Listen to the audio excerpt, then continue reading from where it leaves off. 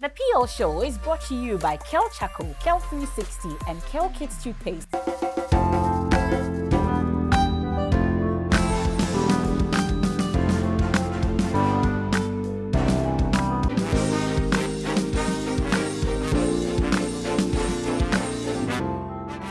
Hello and welcome to another exciting edition of the Kel Toothpaste PL Show. Well, today's show, I don't know how to describe it, but it's a show I have been looking forward to, and I bet you would enjoy it as well. I'll take you out of your misery right now and shortly tell you about my guest for today. My guest is feisty, she's passionate, she's self-driven. When we talk about strength, she's there. When we talk about being phenomenal, she's there. I know you can't wait for me to introduce my guest. Let's welcome to the PL Show, COP, Mrs. Maame Tiwaa Addo-Danquah. I think I should hear the applause from wherever you are at this point. Let's welcome her to the PL Show today. Welcome, ma'am. Please come with me and then let's, chit-chat a bit before we go for the break. Okay. I hope you're doing well. I'm fine, thank you. How is it that you keep up this way? Hey, Charlie, we are struggling. The beauty, everything is like age is not, has nothing on you. Yeah, I have a friend who is a medical doctor, and of course my son is also a doctor, and what they tell me is that I should keep walking, exercise. That is the best medicine. So that is what I do, and I thank Dr. Helen Tete for that inspiration that don't do anything much, just walk. Every day try to walk, at least 30 minutes walk, and that is my weapon. And the conversation has started already. Well, let me keep it and then we go for a quick break. When we return, we'll get talking on the Phenomenal Lady Show. This is the Kel Toothpaste PL Show. I am Emefa Apawu, and my guest, Mrs. Maame Addo-Danquah, is my guest. Please, we'll get talking shortly. Please have a seat, ma'am. Thank you. Maame.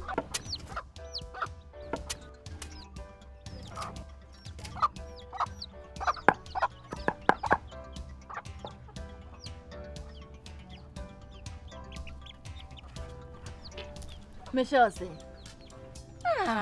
fe.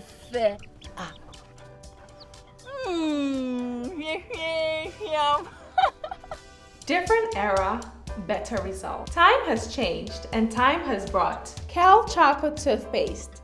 Healthy gums, anti-cavity, fresher breath, and it whitens teeth.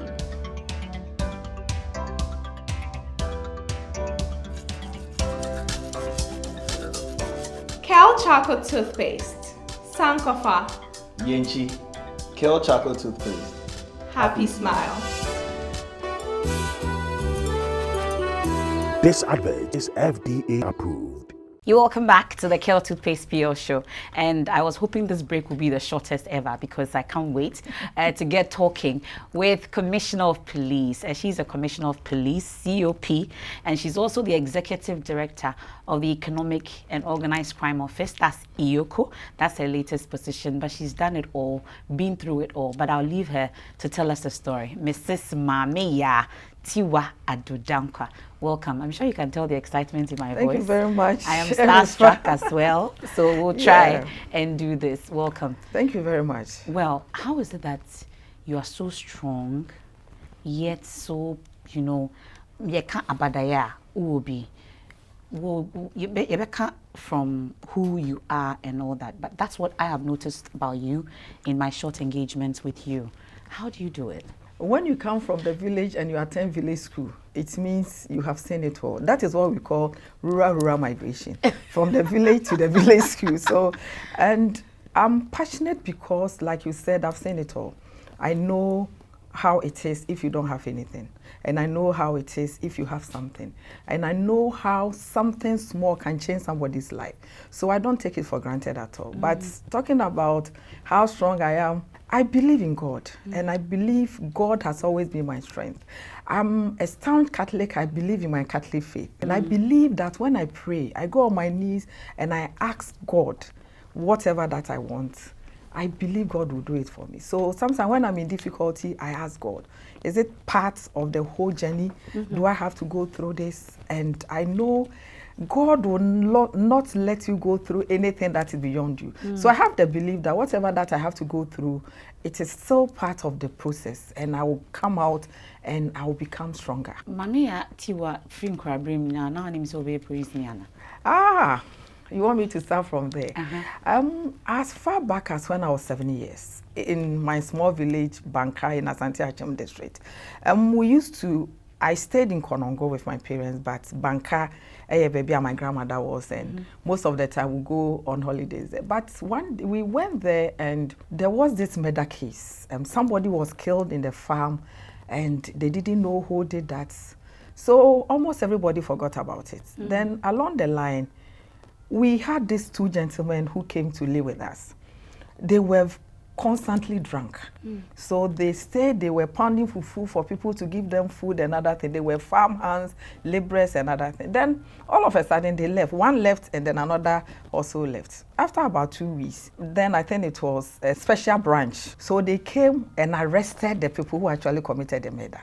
And how did they do it? So when these people were there pretending to be drunk, they were never drunk. They were actually detectives who came to stay there and observed, listening to people pretending to be drunk. They were just collecting information. And at the end of the day, they were able to get the people who actually committed the murder, and they were arrested. Then at that time, at that age, I said, how did they do it? I want to be like them. But then also back in Konongo, where I used to pass to my school, they had this police rented quarters, and there was this young, beautiful policewoman. And because of her, I will always try to get there in the morning when this lady was about to set off. And she had a very nice uniform, very young, and I wanted to be like her. When I joined the police service, I tried to look for her. So I went back to Konongo police station, got the details, tried to find out. Unfortunately for me, when I found out where she was, she died. She had died about a month ago. So I never met her. But these were the two things that motivated me. Did you get her name? Yes, I got her name. Okay, and I think she died as a chief inspector of police.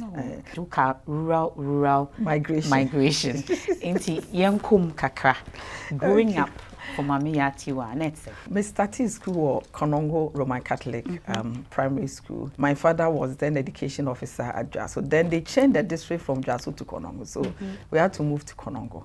And then that was why I started school. And the Catholic faith, where you have to go to church, that was how I became a Catholic. So growing up, one thing that I wanted to do, I don't know, at this time I just set my mind back to realize that I always wanted to do the right things. And I always try to do what is expected of me. Adia ba konso ana manage ho ye say acting. Oh, na acting so. Acting so e wonu pa. So me say act ye play and ye CYO. If you know Catholic Youth Organization, you be play the birth of Christ and other thing I was involved. Now you're married, Biana. Now I'm married, okay. But most of the time no konon where you tree in so those were the things. But I was just happy go young girl coming up and wanted to be somebody in future. What would you say about your growing up and I say or childhood that has actually impacted who you are today? We were living in Konongo and my father had to travel to Nigeria. You know those days. Yes. So when my father, when my father left, my father was a teacher, so he went to Nigeria. And so we had to move to the village with my mother. So we went to the village. We stayed in the village until I had to pass through the common entrance and go to school. And those days, the common entrance, you sit for the common entrance, the results will come, you get your letter and other thing. We had used my father's friend's address. So in the village, there was no letter going to the village. So one day, my mother traveled to Konongo and then he met this, my father's friend. He said, when your letter be how? Oh, so my mother opened the letter and it was admission letter from Bompata Secondary School. And the school had reopened 2 weeks. And you were still here. And I was still in the village. I had even started from 3 because I thought I wasn't taking another thing. Those days, even if my father had to send money, somebody in the we'll have to use the money to buy items in Nigeria. Come and sell the item before you can get the money. And most of the time, we never got the money. So when my brother came to the village banker, then he said, now school has reopened, it's 3 weeks, 2 weeks into the term. Then I said, I'll go. And I went to school without school uniform, without check, with nothing. How did you cope? I just went with just my admission letter and just enough money to pay my school fees with nothing. So I went there, reported to the senior house mistress with not even trouble, so just a bag, nothing. I said, are you sure you're coming to school? Oh, best school ni be. Wow, they Benny. Because the headmistress sent me to the house prefect that this is somebody who had just reported by her. Only So within about 2 hours, I had everything. Everybody contributed. Somebody giving me, we were using red check and green check. So somebody giving me green check, red check, the uniform. So by the next day when I was going to school, I had everything, even though I went with nothing. And that was how it started. And at that time, my father didn't even know I had gotten admission. So we had to write a letter to him. So by Christmas, he got somebody to bring the check and other. Bompata were using pink uniforms, so my father brought those materials and other things. So the next time when I was going, at least I was also somebody else. You had come.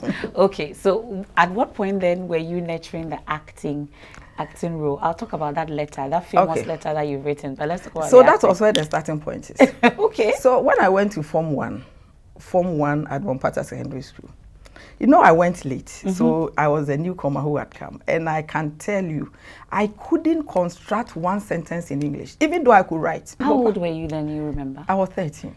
13? Yes. And at that time? I couldn't construct any simple sentence in English.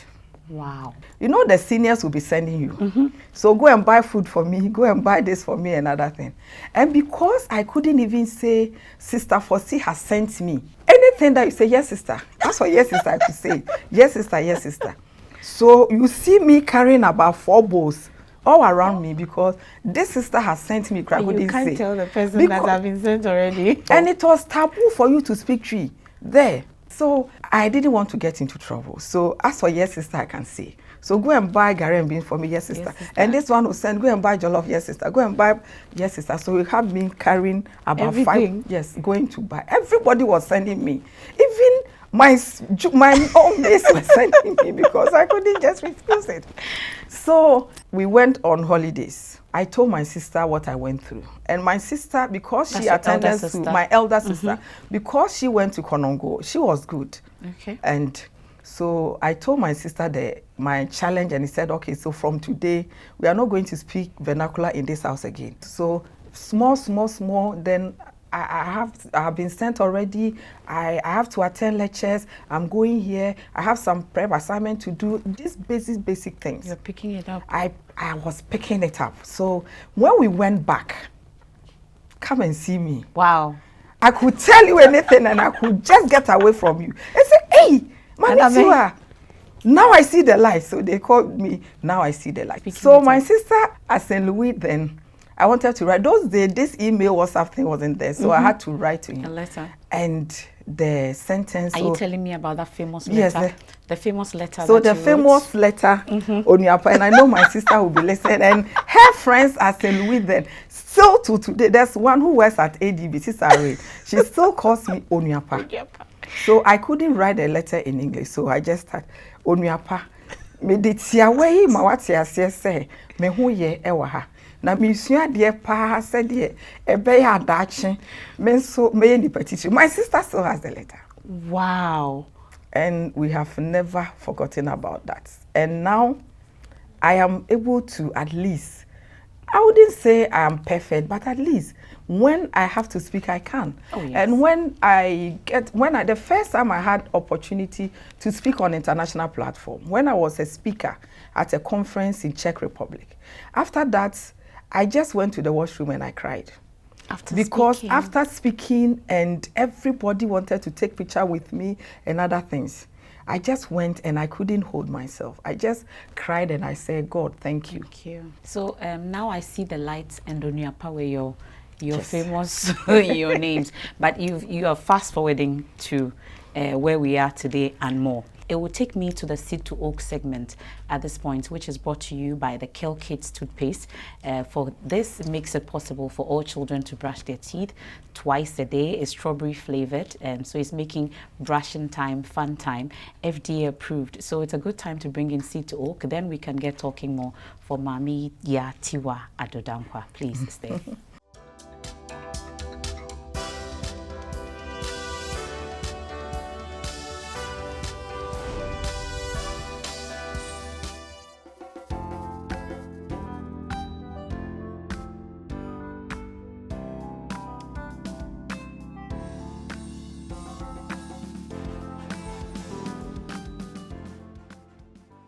Nti yemfemfi baby end the year before you call a friend saying Seed to Oak segment. So sisi ampese what me call after school.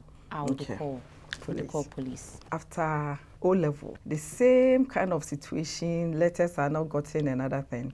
So when the results came out, results in the buy, I wanted to go to sixth form, and I couldn't go to sixth form. So I ended up at Kumasi Polytechnic. Was it because of the challenges at home? Yeah, because of some of the challenges. Those days, my father couldn't send money to us, so they have to use somebody, and it was like my mother alone struggling. And remember, 8.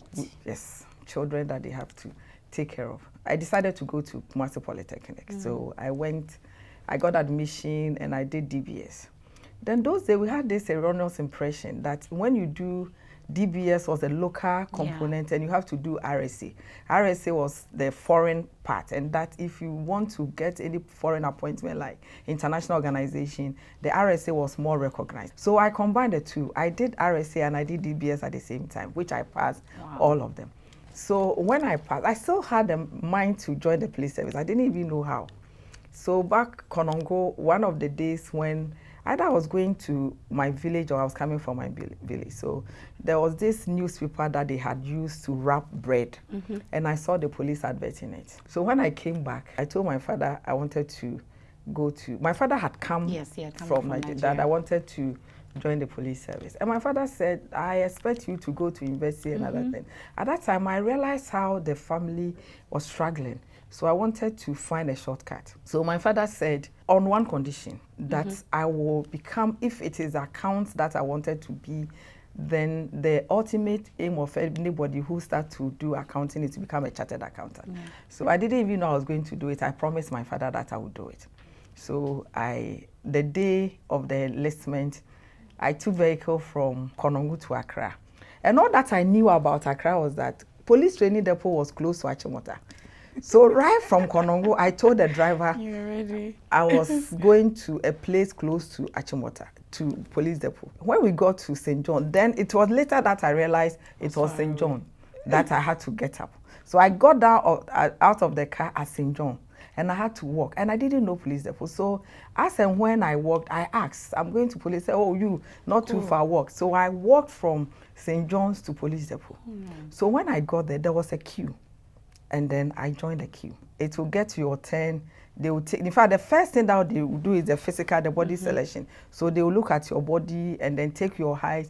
If you are not up to the standard, you will not, they will not even look at your certificate. So I went through that, and when I got to my turn, they were looking for 3.4, and I was 3.3 and half. I wasn't qualified, so they asked me to go, and I left.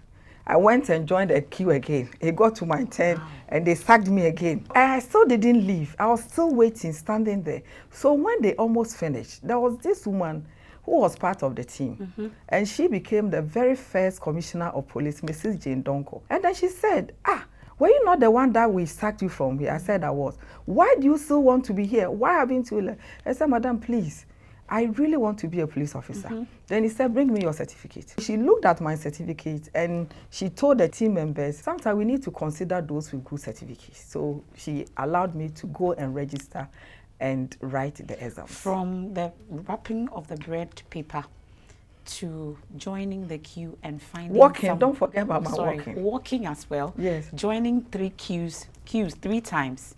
And then the woman now telling you to show your certificate. Do you think it was divine? I don't even know why I also stayed. Because when they sack you, go.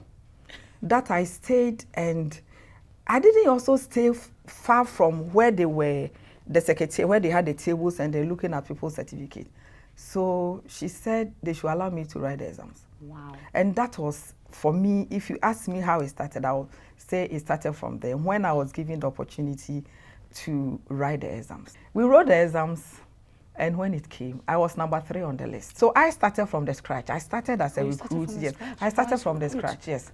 Okay. So along the line, I went to Kumasi Polytechnic. My results came. So I had to notify them. So when I went through the interview, I told them I had finished Polytechnic and I was waiting for my results. So they took that one into consideration. So when my results came, I submitted my results and it was accepted. I did DBS, and which I passed very well. They added that one to my certificate. So by the time we passed out, I had that certificate right from the word go. That was how come I was posted to the finance office of the police. So when we passed out in April 1991, NAM conference was scheduled in September. So they kept our group to be performing duties in town so that they will use us as security for the NAM conference. So we're posted after NAM conference. And part of the duties were rotating. So some of them will go to administration, some of us will go to kitchen, armor, band, to performing, and then patrols and other things. One office that everybody dared to go there was the commanding officer's office. Why? I will tell you why. So he was somebody, may his soul rest in peace, Mr. Akwaduba. If you say somebody who is straight, firm, and still understands human nature, was Mr. Akwaduba. When the duty roster comes and you are at TO's office, that week you have to pray and be fasting as well. So it came and my name was there. I didn't see it as anything. So I performed my duty the first week. The duty roster came out again on Thursday, and I was repeated. You were there again? Yeah, there again. And everybody was asking, hey, what did you do? Hey, why have you been sent there again? And then the third week came, my name was still there. There was something wrong. And I still kept my cool. So on Thursday in the morning, then the CO came, and I was always in the office before the CO. He asked me, have you seen the new T-Roster? I said, no, sir. He said, go and look at it. Yes, sir. So I went to the secretary. My name was there again for the fourth time. Did you find out why? So he was waiting for me to go and look at it and come back. So when I came, I told him, sir, my name has been a duty roster. I'm still, next week I'll be here. He said, do you know why? I said, no, sir. I said, please, did I do something wrong? He said, come. So he entered his office and I followed up. He went and he told me that all those who came there, I was the only person who had initiative, and that I will be in that office until our posting comes. And then he told me, with your attitude, if you continue your attitude, I can tell you, you go far in the police service. All that, the man, everybody feared him. So I said, yes, sir. Thank you, sir. Thank you, sir. Before you finish, you can have said yes, sir, 10 times. He said, please, is there something that I did that you saw that made you think I could go fast so that I can improve upon it? He said, you are punctual and you don't wait for you to be told when you know something has to be done. I said, thank you, sir. I stayed in that office until our posting came, and then I was posted to the police office. So when I passed out from police academy and I was best cadet, the last time I saw him, yes, the last time I saw him, I was Director General CID. And he was coming from the hospital. He specifically requested to see me. So I came down to the car park. I saw him, and then he said, now I can die in peace. I've seen you as CID, the first woman to become CID boss, and I'm happy. But still, you must keep up with your good attitude, and God will take you to places. So I thank you. And I think he died barely 2 weeks after. May his soul, Mr. Akwaduba, may his soul continue to rest in peace. That's so emotive. But you had this award also, International Association of Women Police Award in Leadership. Yeah. At some point. You recall how you were able to get that award? I was there one day when I had an email that I've been shortlisted as to compete for the leadership award. I said, I've not applied. So I went to read the whole thing, and I realized that somebody has to nominate you. Okay. So the then IGP, Mr. Opombwenu, nominated me for the Leadership Award. Okay. So I think they had a lot of entries for that particular year. So we're shortlisted, and now they want to hear from you. Those things that the person who nominated you said, they want to find out from you how, whether they were true or a whole lot of things. So that was when I got to know. So they will ask you a series of questions, and then that was it. So I was there when it came out that I've won the award. Wow. That is 2021 International Association of Women Police Leadership Award. At that time, I was in charge of welfare. When he was IGP, I was in charge of welfare. And then we had the COVID. And I was the chair of the Ghana Police Service COVID-19 Technical Committee. I was the chair with the doctors and all those things. In fact, the very first person who had COVID was from Upper East Region. So when we had Okay, so you've just giving away my surprise. Ladies and gentlemen, let's welcome the former IGP of Ghana. Thank you. You know how long he's been waiting to be here for you? No, this is a surprise. This is amazing. Wow. And it's a surprise, and I'm happy. That's why I led you on to that place. Wow. And this is a surprise. Thank you very much. Thank you so much for joining us on the PL show. I'm so happy to see you and pleasantly surprised that he is.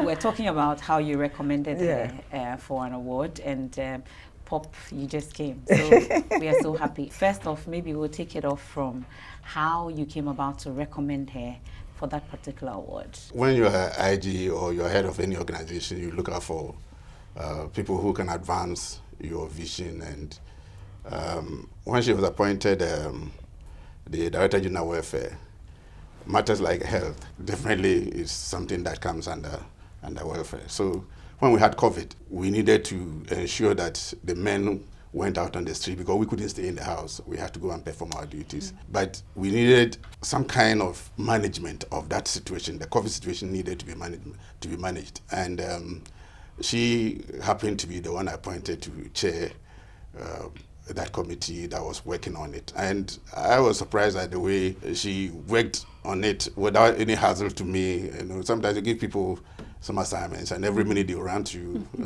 I can't do this, I can't deal with this, so how are you going to handle this? But I was surprised that she never came to me for with any challenges. I thought that this is way above board, and therefore some kind of recommendation would be in order. And you did that on her blind side, at least. Yes, I did that. I didn't know about it. Let me hear from her how surprised she is. In fact, I'm very, very surprised to see.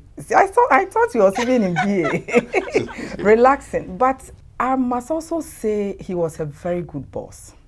I remember one day there was this young sergeant who was at the intensive care unit, and they needed some money.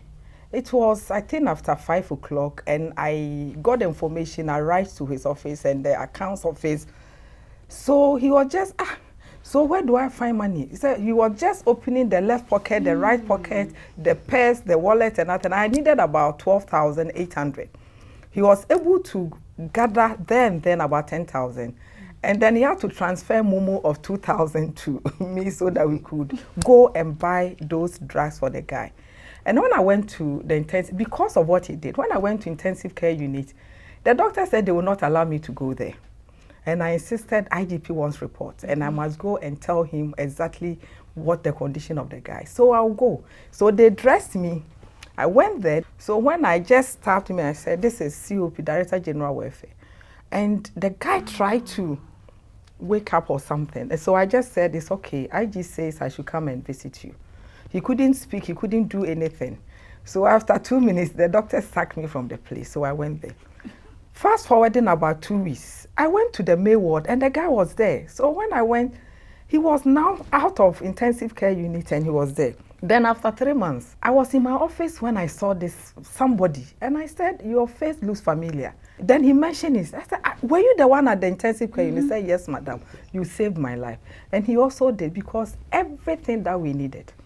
And anything you ask, how is the guy? How is that job? And he never met him. So the day that I saw him, I was so happy. I hugged the guy And he had come with the father to come and thank me. So I said, no, I'm not the one that you should thank. Yes. Let's go to the IGP. Unfortunately, when he was not seated, so I called him on phone, and then he spoke to the father and the guy too. The guy is still well and still serving. So according to the doctors, it was the day that I left. That was when he started responding to treatment. Because at least someone. So I cares think about he him. said he couldn't talk, but he could hear me. And that was when he started responding to treatment. And I was like, it was something small that we did, but it saved his life. In her line of duty, Yes. a number of things have happened. We'll not go into details, but Yes. at least one key one that we cannot overlook is the Takoradi incident. For instance, the missing girls incident in Takoradi. Would you say it affected you? If you ask me, it affected me more than anything. It will come at par with when my mother died. But the good news is that we learned a lot from that incident. And one of the key things that we learned was that we got our crime scene management wrong. And after that, we had collaboration with UCC, Department of Forensics, where we have developed a training manual as to what to do when you get to crime scene. We also got funding for us to train at least 2 detectives at every district. Okay. Because if you don't get your crime scene right, it will affect your whole investigation. I think that was what happened in that case. And it affected me, but you see, people didn't know the true story. They only got to know one aspect of it. And it wasn't at that time when emotions were high. It wasn't the time for you to go out explaining yourself and other things. So the most important thing was that we were able to bring this case to a closure. And some of the family members are still close to me. For instance, Mr. Kranche is like a father to me, the same way to Mr. Opongwanu too.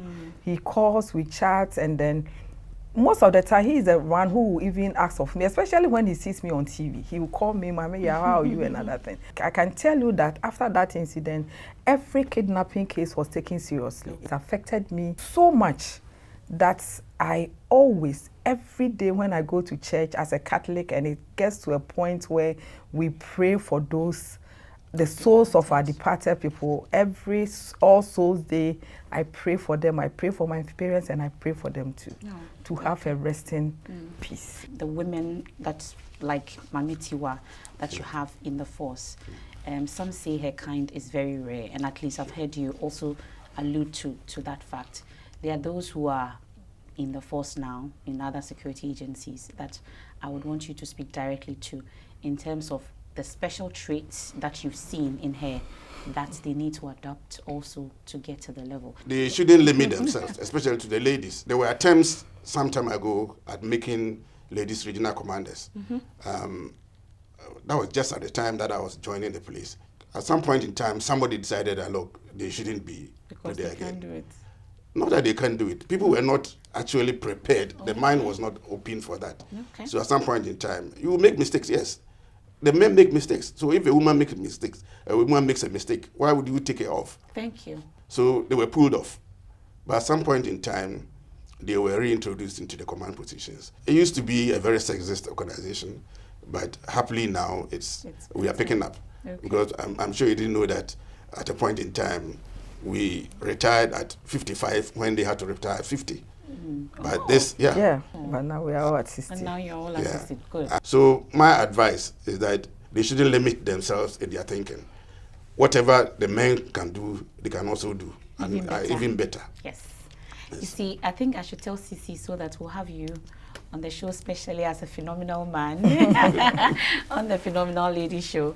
But before I let you off, at least for all the time that you've spent with us, I need to give you a special gift from us, from the PO show, for being part of the show today and surprising Maame Tiwaa. We're indeed grateful. So this is from Samara Company Limited to you. Wow. We have a Kale range of products. We have the Kale toothpaste, we have the Kale charcoal, we have Kale 360 and Kale kit, and all other products for you.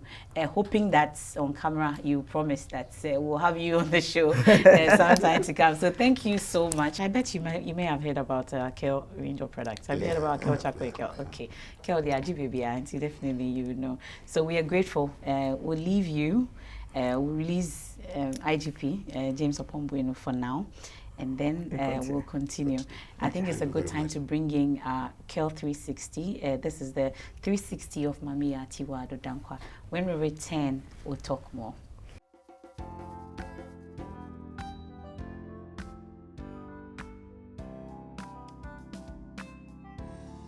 Described by many as an exceptional leader, COP Maame Tiwaa Addo-Danquah for more than 20 years has played a pivotal role in fraud detection and investigation both within the CID and private sectors.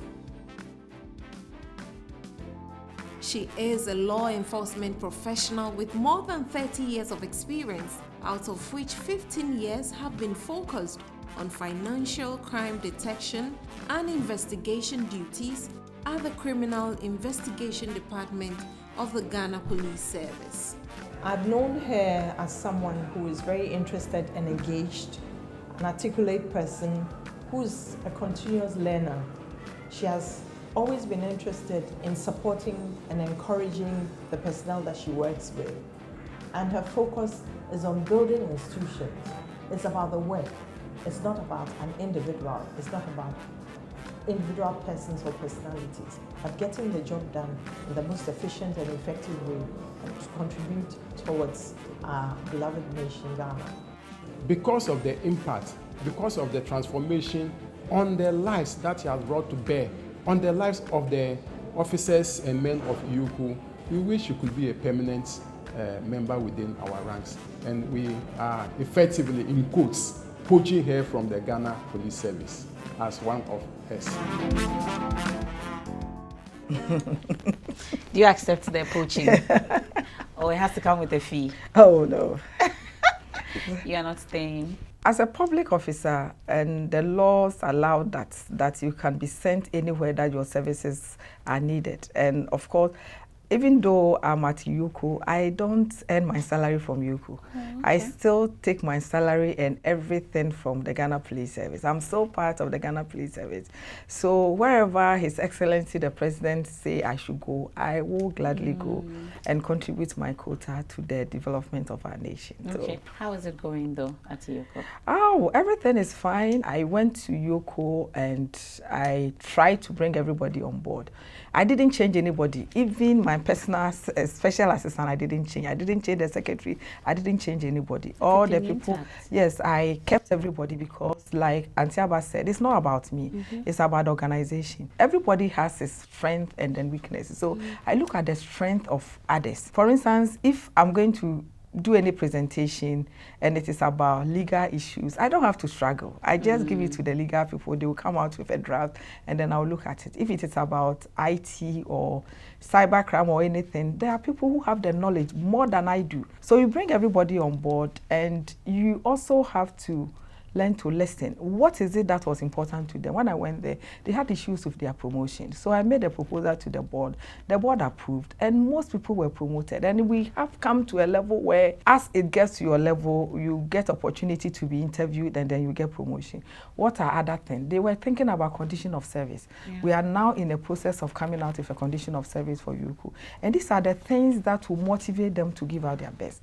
And I think we are on track. And let me use this opportunity to thank them for the support. About 1 year, 4 months with them, I've had a great support all over the whole country. EOCO is in every region, and wherever you go, you can see motivated staff who are willing to work and to follow the mandate of the office and work out to support whatever that's the reason why the institution was set up. Okay. Well, we know it's economic and organized crime office. That's where you lead. But really, typically, the ordinary person will ask, what exactly does your job entail? Okay. When you look at Act 804 of 2010, it mandates the office to detect, investigate, and prosecute on the authority of the Attorney General all serious and organized crime office. Okay. So, and to do that, we deal with prohibited cybercrime, we deal with anti-money laundering, anti-human trafficking, and any other serious offense. And one important thing is that we also collaborate with local institutions and international institutions in pursuit of the objects of the office. So realize that sometimes the world has become a global village. So somebody will commit an offense in Ghana, and then some aspect, maybe some evidence will be held in Nigeria. You cannot just take plane and go to Nigeria looking for evidence. You have to work with institutions there. So you have to collaborate with them. The same way, we have some Nigerians who were trafficked to Ghana. We work together, we send them back. One of the institutions that we support most is the Ghana Revenue Authority. We support them when people are concealing information in such a way that they are not able to declare whatever that they have to pay to the taxman. And we come in, at the end of the day, we work together, they recompute, and then they come out with the actual tax that's supposed to be paid to the states. Then we help an institution like MPA, the Gaming Commission, BOSS, and even private institutions. We have private banks that we support them when there's any serious crime, especially when we had this SIM swap case. We supported the Association of Banks, and some people have been convicted. And the conviction has sent a strong signal to others that it's not something that you can do to get away with it. We are there and we are supported. So I thank the staff of EOCO very much for accepting me and also working with me. And we have a lot to offer. You know, as for the notes that I've taken from you, you're speaking to me directly, at least in the things that you've been saying, and I'm picking up on it. I've been talking about the IGP role, which is the highest since you're still COP. When the next IGP was going to be appointed, your name came up, stops. I know that's because we kept on speculating in the media, and one of the names that came up was yours. In fact, one of the first names that came up was yours. I'm sure you heard in the Vine that you were penciled to be IGP. Did you ever hear that? No. No? So, Emefa, there's something about me. Every position that I've held, I've never even prayed for it. I've never lobbied, I've never asked, I've never requested. And even going to EOCO was like, how did it happen? Because it was, I didn't even think it was even possible. So what I pray for is life. I just want to live. Like I said earlier, I'm a public servant and I don't intend leaving public service until I'm 60. Anywhere that His Excellency the President will ask me to go, I'll go. And I'll work to the best of my ability. Okay. Well, I know there are things you do for yourself. It will take me to the DIY segment. We'll talk about it. But let's take a quick break here on the Kelto Face PO show. My guest, Mrs. Maame Tiwaa Addo-Danquah. We'll get talking shortly. Anti-cavity, gum protection, brighter teeth, and fresh breath. I'm a fat missy way. The Pacho Bantama. Matias. That's a faco.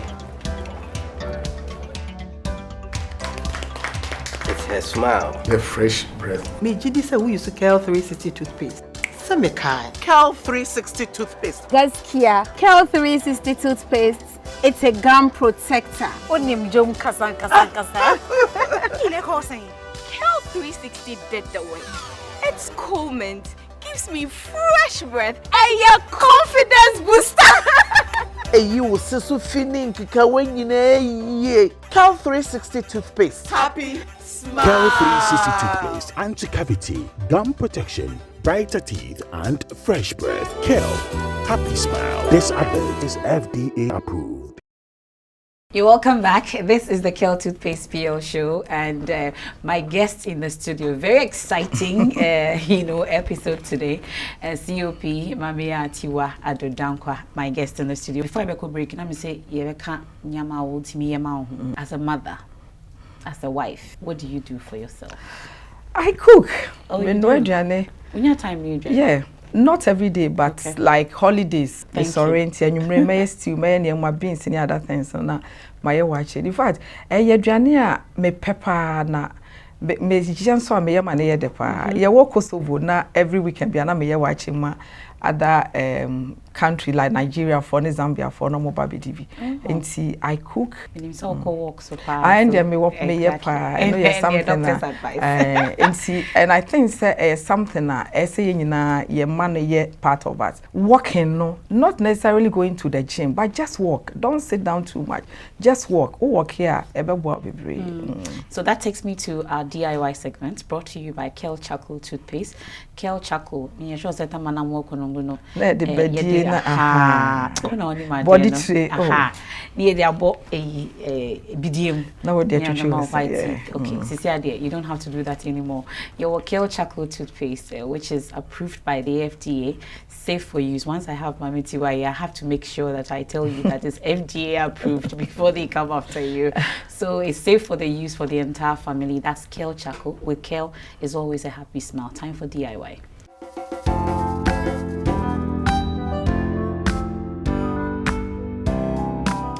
Welcome to my DIY. Today, I'm going to prepare waakye using local rice. That is something that I do on weekends and especially on public holiday.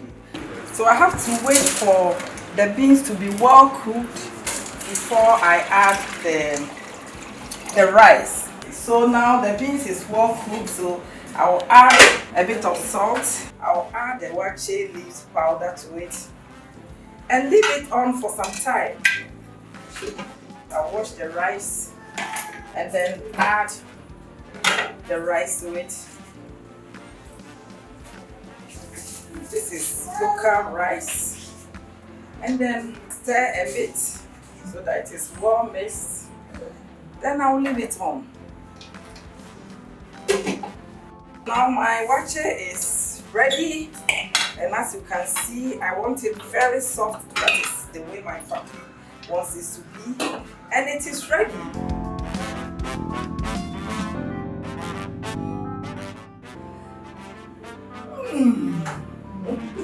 Delicious. Wow, that's good to know that you cook. Thank you. Nasisi, and quickly, awards in the Bibri. Make sure say but off the top of your head, the number of awards that you received over the period. As best cadet officer for course 33, I received best cadet and then best student in humanity. In fact, I was the second female to receive Best Cadet Award at the Police Academy. Then recently in the US, I also received award for collaboration with other law enforcement.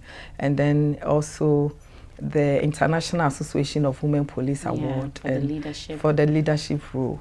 So these are some of the few things that I've been able to do. But one thing that I didn't tell you is that I love teaching. I teach a lot. I know you're a resource for GIMPA. Yes, for GIMPA. I'm a resource person for the Institute of Chartered Accountants, and I've been speaking on a lot of platforms when I get the opportunity. Recently, I was a speaker at the ACC African Congress, and I've also been a keynote speaker for Uganda CFO's end of year awards. I'm sure it's a good time for you to tell those of us who look up to you so highly about what we should know in terms of your closing remarks to us. What I want to tell, especially the ladies and everybody, is that plan your life. Now, money is difficult to come by. For us ladies, we buy things that we don't need. Anything that we see, we want to buy. Another thing is that we should not stop learning. Every day, especially when you are at a job that you need to develop yourself. What are the things that you need to do? I went to EOCO and I realized that I need to get a better understanding of the tax system. I'm currently a student at Aspire, yes. Because I realized I needed to get a better understanding, I decided to enroll to become a member of the Chartered Institute of Taxation. So I've started. And even after about 3 weeks of studies, I realized that I have a broader understanding of what I do, because we are always looking out for those who are concealing things. What are the things that they are infringing? What are the laws? And if you don't know, you can't direct. And if you're unfortunate like me to be the first woman to do things, you must create the environment for other women to also benefit. Thank you so much. I think this deserves a round of applause at this point. Thank you so much for being a part of the show. We are indeed grateful. So from the team, we present to you our Kale range of products, our Kale Charcoal, Kale 360, and Kale Kids Toothpaste. We have Sasuka, Bibia, Umtamara Company Limited. You will be BRB. From us to you. Thank you so much. But that's no me. Sure, what a Kale Charcoal. I started with the JBDA and then the. Thank you very much. And I'm very grateful to you for having me. But that's not all. Also, for the queen that you are. We need to celebrate you, and I would at this point invite your son, the doctor, that has been advising you to take your walk, to join us on stage. Please give him a round of applause as he comes. Hey, Junior Tiwaa, please. It's my best friend. Junior Tiwaa. Okay, so he will help me to present to you our beautiful Asisiga. Wow. This is for you. Always remember that you are the queen. No, you are now. Would you say well, I present man. Okay, but I also presenting with also Kasakakra. To the best mother in the world. Oh, an exceptional leader. Ghana is blessed. That's finest. Thank you. So always remember that you are the queen that deserves to be celebrated. So at this point, I think it's a good time to wrap up the show. Do you want to close us? Do you want to do the wrapping up for us? Listening to the interview, there are some things I've also learned that I didn't really know. Really? Yeah, her like coming what? up, her young age. Uniapa? Yeah, Uniapa. I knew about Uniapa, but I didn't know into details as much, and I think it's been very inspirational. And I think everybody will be motivated. Okay. Thank you. Well, so from all of us, this is how we end today's edition of the Kel Toothpaste PL Show.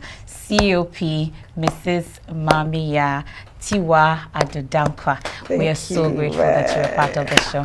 Another edition comes your way same time. Bye.